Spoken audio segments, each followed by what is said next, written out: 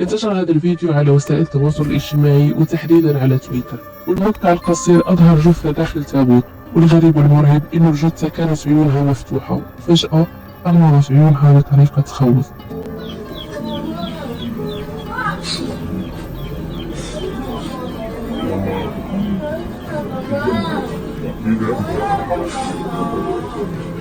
للحين ما في أي مصدر رسمي يوضح حقيقة المقطع، وما في أي معلومات عن وين تم تصوير هذه الحادثة المرعبة من قبل أحد السكان بقرية هندية.